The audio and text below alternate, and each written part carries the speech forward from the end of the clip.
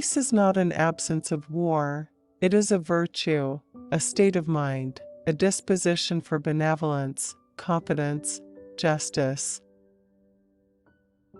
All things excellent are as difficult as they are rare. The highest activity a human being can attain is learning for understanding, because to understand is to be free. If you want the present to be different from the past, study the past. Happiness is a virtue, not its reward.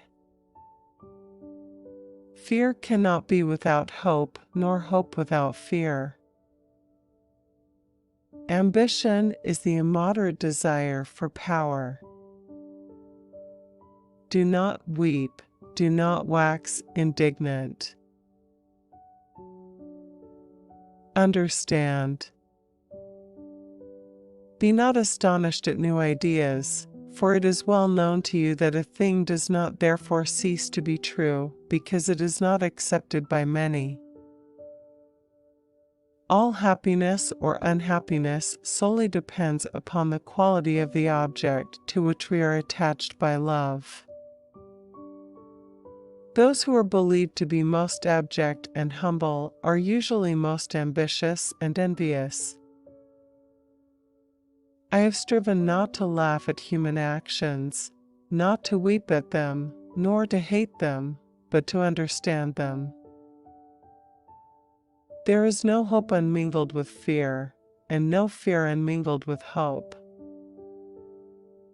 Nothing in the universe is contingent, but all things are conditioned to exist and operate in a particular manner by the necessity of the divine nature. I have made a ceaseless effort not to ridicule, not to bewail, not to scorn human actions, but to understand them. The world would be happier if men had the same capacity to be silent that they have to speak. We feel and know that we are eternal. Whatsoever is contrary to nature is contrary to reason, and whatsoever is contrary to reason is absurd. He alone is free who lives with free consent under the entire guidance of reason.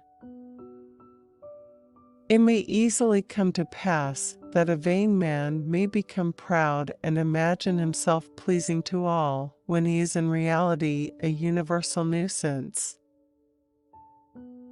I would warn you that I do not attribute to nature either beauty or deformity, order or confusion. Only in relation to our imagination can things be called beautiful or ugly, well-ordered or confused. So long as a man imagines that he cannot do this or that, so long as he is determined not to do it, and consequently, so long as it is impossible to him that he should do it. God is the indwelling and not the transient cause of all things. To give aid to every poor man is far beyond the reach and power of every man. Care of the poor is incumbent on society as a whole. One and the same thing can at the same time be good, bad, and indifferent. Example, music is good to the melancholy, bad to those who mourn, and neither good nor bad to the deaf. Freedom is absolutely necessary for the progress in science and the liberal arts. Blessedness is not the reward of virtue, but virtue itself. Nothing exists from whose nature some effect does not follow. If men were born free, they would, so long as they remained free, form no conception of good and evil. True virtue is life under the direction of reason. Pride is pleasure arising from a man's thinking too highly of himself. For peace is not mere absence of war, but is a virtue that springs from a state of mind, a disposition for benevolence, confidence, justice. I do not know how to teach philosophy without becoming a disturber of established religion. I call him free who is led solely by reason. Desire is the essence of a man. Sin cannot be conceived in a natural state, but only in a civil state, where it is decreed by common consent what is good or bad. Desire is the very essence of man. None are more taken in by flattery than the proud, who wish to be the first and are not. Whatsoever is in God, and without God nothing can be, or be conceived. Men govern nothing with more difficulty than their tongues, and can moderate their desires more than their words.